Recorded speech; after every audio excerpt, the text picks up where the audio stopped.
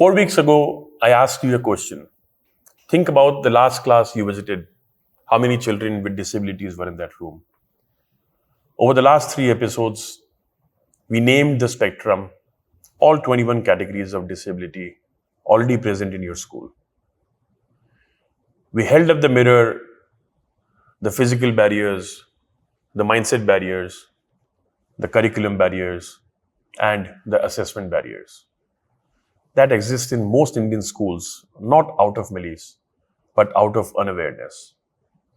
And last week, we got practical. 7 actions, a Monday morning commitment, 3 things written down. Today is the final episode of our Disability Inclusion series. And today I have a guest, someone who has spent nearly 2 decades working in education globally, and the last 5 years building an inclusion movement from scratch in India. Someone who thinks in strategy and works in humanity. Someone whose organization is doing something I had genuinely never seen before. Publishing India's first comic strip on neurodiversity.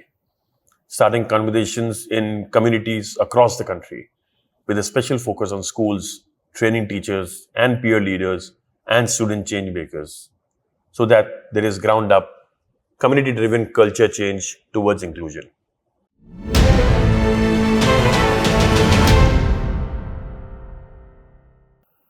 Pooja Sharma is the founder of the Sarvodya collective and the creator of Inclusive Duniya. And she's here today to talk about what genuine transformation actually looks like. Not the starting point, the journey, what it takes, what India is getting wrong, and what school leaders specifically have the power to change. Pooja, welcome to the Education Verdict. Thank you so much for having me. Pooja, before we get into the big questions, I want to start with something personal. What took you from a career in corporate strategy and global education to founding a non-profit for persons with intellectual and developmental disabilities in India? What was the moment? That's a great place to start talking about a journey, starting with my own journey. So what made me start is the experience of my family. I have a brother who has intellectual disability. He's older than me. He's 3 years older than me. So I have practically spent every single day of my life seeing how the access to education and opportunities is very, very different for my brother compared to me and my other sibling. So the desire to want to fix that, I think, was always within my heart. My mother was a special educator. The first thing I wanted to be was a special educator. But the thing that actually got me to say, we want to work on inclusion and we want to work with the rest of the world, is when I saw my brother step out into the world and start working and realizing how the lack of sensitization impacted lives on a day-to-day basis.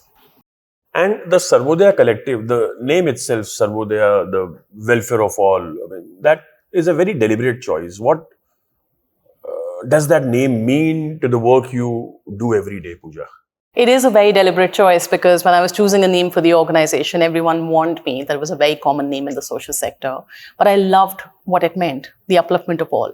Because when we think about folks with disability or when we think about disability inclusion, we don't realize that in making inclusion possible for those who live with disability, we actually make it better for everyone.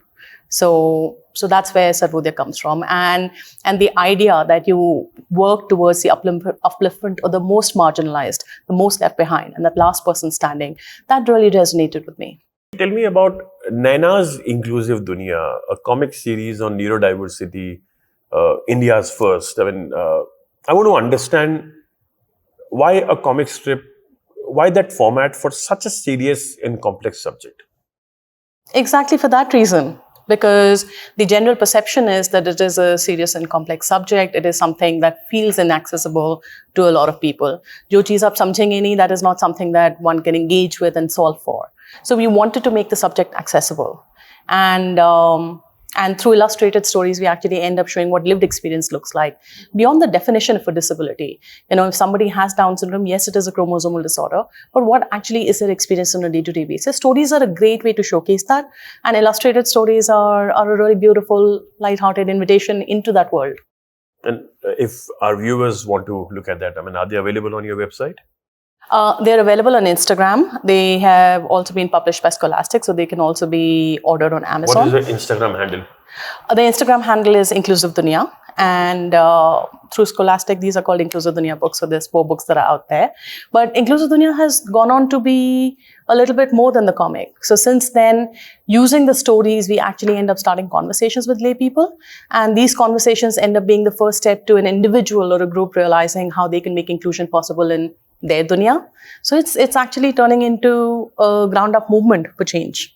Pooja, you have worked in education globally for nearly 2 decades, and you have spent the last 5 years specifically on inclusion in India. From that vantage point, what is India getting more strong on disability inclusion in schools? Well, India is trying to get a lot of things right, and maybe we should start with that, with the right to education, with the RPWD Act, with NEP. I think these are all forward motions, at least at the policy level, on how to make inclusion possible. And there's a lot that's followed the introduction of NEP, where work has started happening. But I think it is in building the capacity of schools at the last mile. How do you translate that policy into implementation?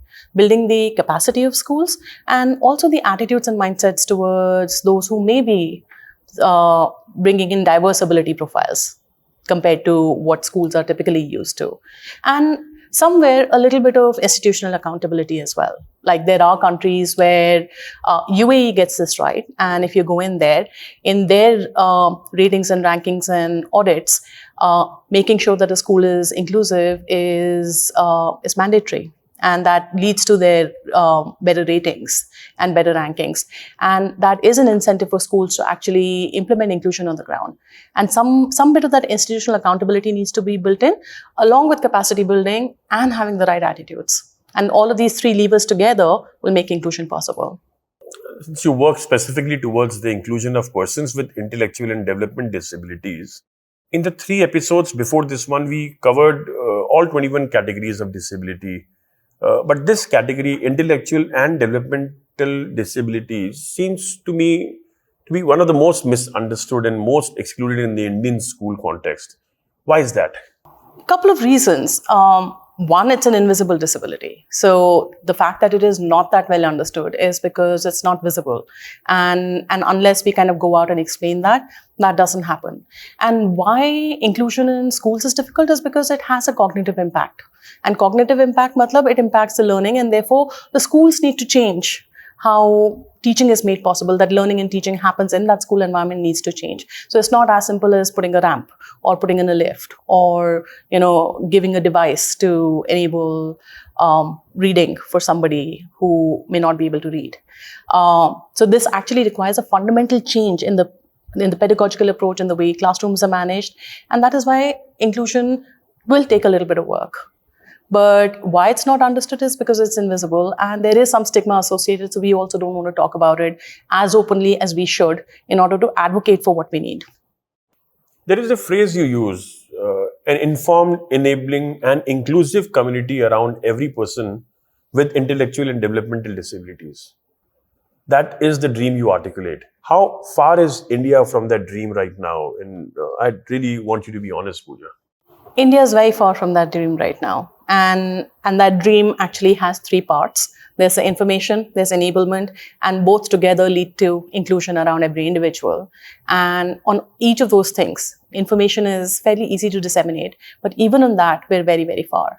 And there's a fair bit of work that needs to happen along the way, building that awareness, leading that awareness to build capacity so that, schools and communities are enabled to make inclusion possible, and along with the right attitudes and mindsets, making sure that inclusion is a reality. We are very far. I appreciate that honesty because I think one of the things that holds well-meaning school leaders back is a kind of paralysis. The gap seems so large that the starting point feels irrelevant. I want to come back to that. Our audience is school leaders, principals, directors, school owners, people who have the authority to make decisions that affect hundreds of thousands of children. What do you want to say to them specifically that you cannot say to a policymaker or a corporate funder? That's a very good question, and thank you so much for asking that question. As an organization that works on inclusion, obviously policymakers and corporate funders are very important stakeholders. no meaningful change happens without policy change. But we live in a country where we actually have good policies, both with education as well as with disability. But what I'd like to say to school owners is, and school leaders is that schools are the foundation of society. They're also the pillars of society. So if you kind of work in the contained environment that you have to make inclusion possible, you could actually change society. You have a child that comes into school for 12 years, every single day of the week, through their formative years. If they have the exposure, if they have the support, not only will it help children with disability, it will also help the neurotypical children and the able-bodied children, because they will grow up in a diverse environment. So you have the opportunity in your, 1,000 or 1,500 students seems like a really big number, but this is 1,000 and 1,500 out of a 1.4, 1.5 billion country. So actually, a school leader's ability to effect change, given the period of time a child spends in the school, is very, very high. And this ends up becoming the foundation for society, because the gap between policy and implementation is that of an individual who does not appreciate their role in making that inclusion possible. When they grow up in a diverse environment, they know how to naturally, organically, spontaneously engage with that inclusion and contribute towards it. So that's number one. And number two, when you actually work towards inclusion, and this is not about doing the right thing, this is actually about doing the right thing by an individual child. What we say within the inclusive work field is that inclusion may be necessary for some, but it's actually beneficial for all. So when you work towards making your schools inclusive, you're actually benefiting every single child by supporting their very, very unique needs. Interesting. Required for some, but benefit for all. Pooja, you have worked with schools in India on inclusion. What separates the schools that are genuinely making progress from the schools that have an inclusion policy on paper and nothing else? Most definitely school leaders. If you have a school management and a school leadership that is committed to inclusion, inclusion will start happening in whatever way is possible. In the first micro step, in the first low-hanging fruit, inclusion will happen. Because there are a number of parties that are actually involved in the school ecosystem. There's parents, there's students, there's teachers, there's other staff, but the directive flows from the top, the tone flows from the top. And a teacher may want to do things, but they can only achieve as much as, they're permitted or they're allowed. So it's definitely the school leadership. So in school ecosystem, the change starts from the top. Most definitely. And in your experience working with teachers, what is their role in making inclusion happen? And what comes in the way? And how can they be supported to nurture genuinely inclusive classrooms? And what can schools and school leaders do to facilitate teachers to do their bit? Teachers have a very critical role to play, and I don't need to tell any educator this. Like, they are the connective tissue. You have the school management, you have the school leadership, you have the students, and you have the parents and other service providers. But the connective tissue with all of this is the teacher. It is the teacher that actually spends time in a classroom, multiple hours a day with their learners. They are the ones who will notice first कि कुछ गड़बड़ है, or there may be some lag and there may be a need for some additional support, there may be a need for some additional nurturing. So teachers, one, they're a connective tissue. Second, they're the first person that actually observes that there may be a need for support. They're the ones that will communicate it to the leadership to make time and space. They will also be the ones who are communicating it to parents to say, there is something that we should be investigating, or, let's actually team up to see how we support the child better. So actually supporting the teachers is extremely important in their skill building, but also making them feel supported. They have a very hard job, but making them supported too, feel supported too. One of the things Inclusive Duniya does beautifully is use young adults and professionals to facilitate conversation with school-age children. That peer-to-peer element is something I talked about in episode 3 at a peer awareness program. From your experience on the ground, Pooja, what makes peer-led inclusion work and what makes it fail? I think what makes peer-led inclusion work, one, it's actually, it's been shown to work everywhere. Many schools will say, hamara buddy system hai. That is also sort of peer support that we provide. So I think there is a belief in that. But peer-led awareness programs, peer-led sensitization actually works because, young students look up to their cooler bhaiya didis, and they look up to them as role models. They aspire to be like the ones who are a few years ahead of them. So what makes it work is if you actually kind of work on that relationship and say, can we take the ones who have influence and give them information and actually stand them up as real meaningful influencers? Or can we see people who have a desire or already have, so either they're the ones who have influence or they're the ones who actually have the potential. And can we build on the other capacity to then make space for them to have a conversation with the younger students? Now, what that means is there's some training that needs to happen. There also needs to be some space in the timetable for that to work. And that makes it work. And what makes it fail if adequate space is not given for that to happen or appropriate information is not given. Because if we don't support the training of a student or the sensitization of a student, words can also be weaponized. And therefore, it is very important for somebody from the teaching community or the faculty to be the person responsible, because they would be the person in the school kind of nurturing the peer leaders. The volunteers who drive Inclusive Duniya, you call them change makers within their communities. How does a school create its own internal change makers? The teachers who becomes the school's inclusion champions, the student who becomes the class ally. How does that happen, Pooja? I think I kind of touched upon it in the previous answer a little bit, that you will typically have two kinds of profiles. There's the one that cares enough and has a desire to contribute. And can we actually give them the information and build their skills and capacity? And then the second is the ones who have the ability to influence, because there's always like the teacher who wants to do a little extra, wants to do right by her student and does not know where to go. Or there is a high schooler who is the cool person on the basketball court, or, everyone looks up to. Can we actually support them in their journey? And that's how we nurture allyship. We see who's willing to stand up. And even from my corporate career and the transformation work that I've done before, there are people that you can actually identify and, provide a role to. But the ones who actually drive the change are the ones who champions and believe in the change. So they should be the first set of people that we work with. So identifying in the local ecosystem who would be the one who would be willing to do that little extra, and enabling them either with a formal role, with the information, with the training, and with a structured program. Pooja, I want to ask you some questions that I know school leaders think but rarely say out loud. I'm going to be direct, and I hope you will be too. I will be.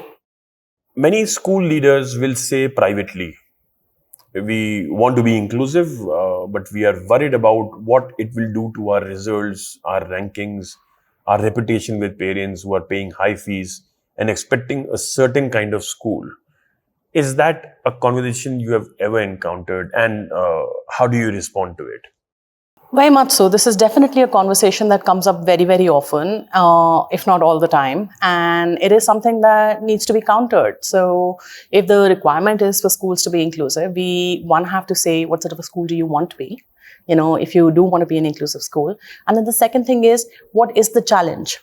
So one is obviously the message that other parents might give, that the school may not be providing the kind of experience that they expect for the fee that they pay, but that is an influencing role that the school has to play. But to work with the school to say, what are your challenges and how can we make inclusion possible in a way that it doesn't drag down your league tables, your rankings, and actually you are able to convey to the other parents about how inclusion actually works for their students, their own children as well. Because one is, like I said earlier, inclusion is necessary for some, but beneficial for all. So when a school is truly inclusive, so it is not that they're providing additional support to somebody who has a diagnosed disability and a disability certificate with either a shadow teacher or pulling them out in the resource room. But if they're truly inclusive, that is beneficial for all students, which means that all students will flourish and the results will be better for all students. Number two is, how can you actually have effective communication with the parents? Because there are multiple parent profiles, some who will push back, but also be able to communicate. Like you said, you meet schools where they are, but schools also need to meet parents where they are. So how do we actually construct a conversation in a way the point lands with the parent? And one of the ways is to say, if there are increasingly more neurodiverse students, and we work with neurodiversity as an issue, so that's the conversation we have, that if 1 in 8 individual is neurodiverse or neurodivergent in the coming world, your children are going to need this. No exam is going to be able to see or test them for it, but these kind of 21st century skills are things that are required by every employer and every human relationship also. Are you able to collaborate? Are you able to show up with compassion? Are you able to show up with respectful curiosity? These are all skills that are required as you go out into the real world, at work and in real life, in human relationships too. And for the school that genuinely does not have the resources, the specialist teachers, the infrastructure, what do you say? Because I know that excuse get used sometimes genuinely and sometimes as a shield.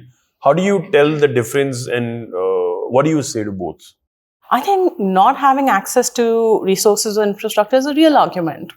And I think what you say to that is to say, what is it that you need for your school community? So one is like for the community that already exists. Second is, to have a diverse school community that you will have in due course as you build in those resources, you will attract like a diverse student population. What does that journey look like?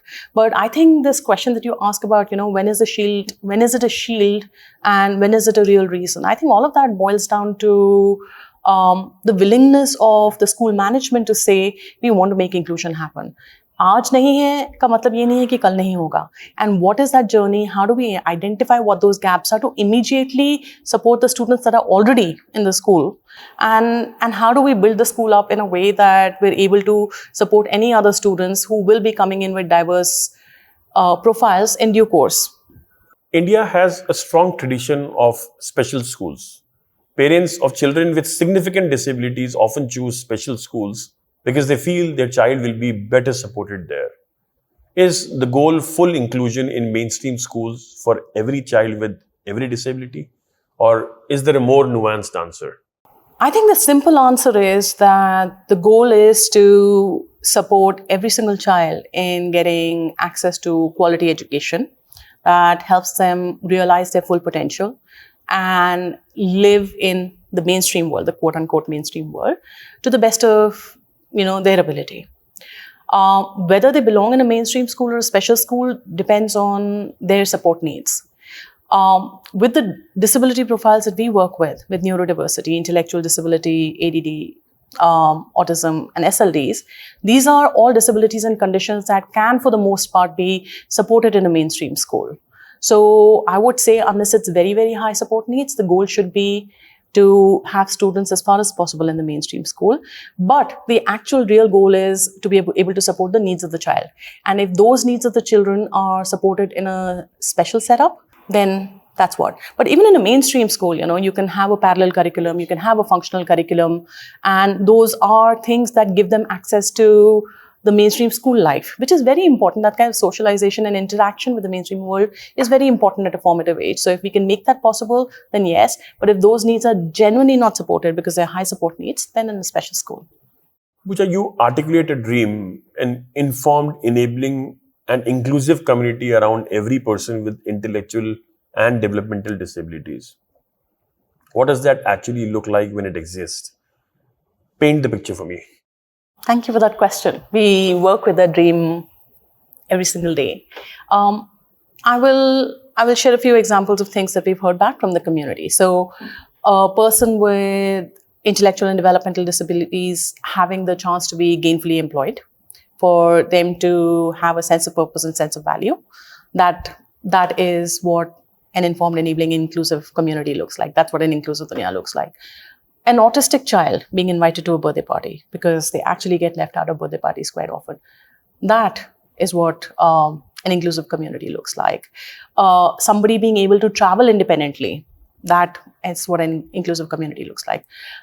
Somebody with additional needs, like something as simple as like sensory needs. Big Bazaar used to have these quiet days. But even that kind of accommodation, that they're able to go out and fulfill all aspects of their life, that is also the making of an inclusive community. But all of those things are backed by information and enablement. And that's where we start. What gives you hope right now?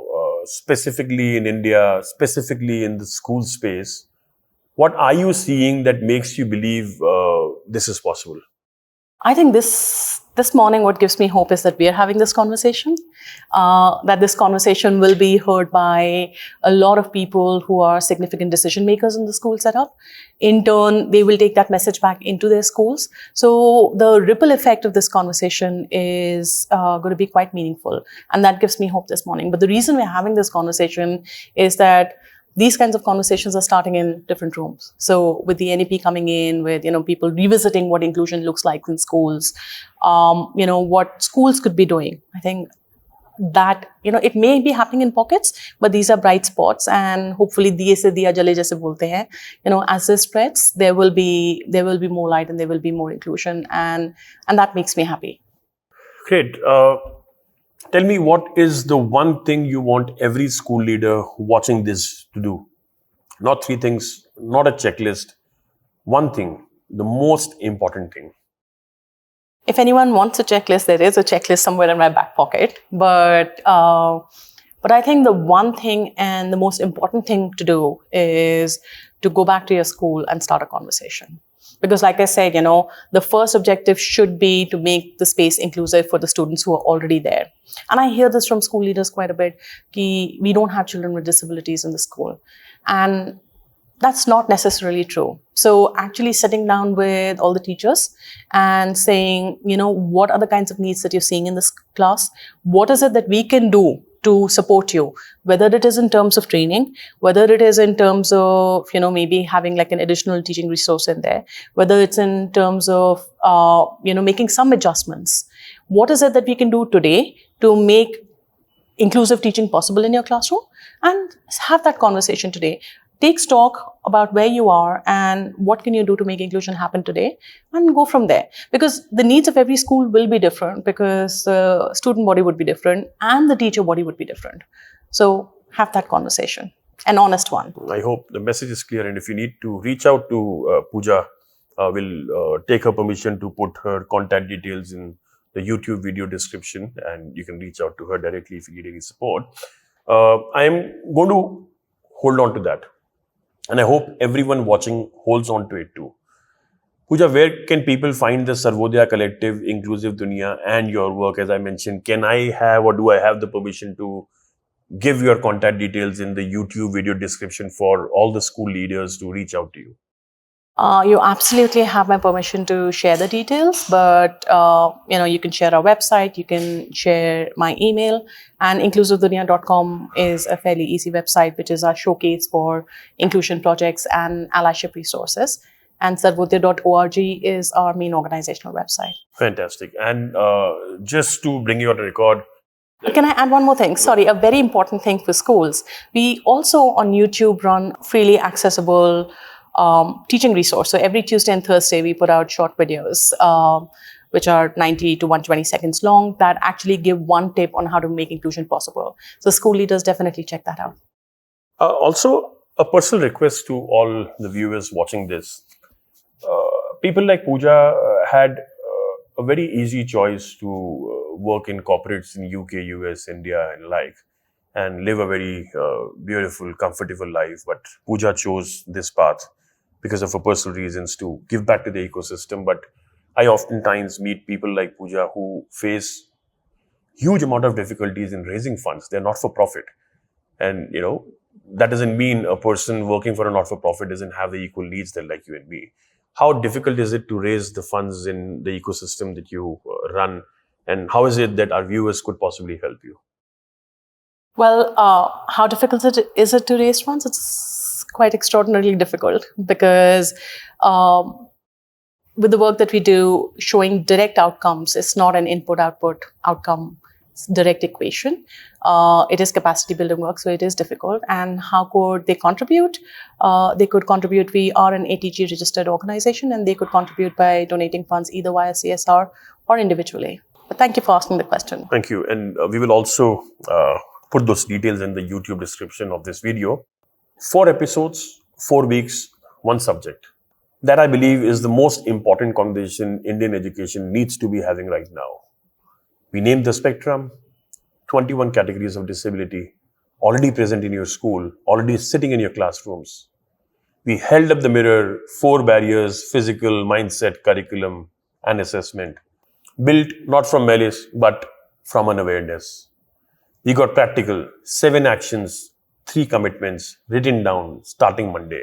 And today, we heard from someone who has given 5 years of her life to building what an inclusive India might actually look like.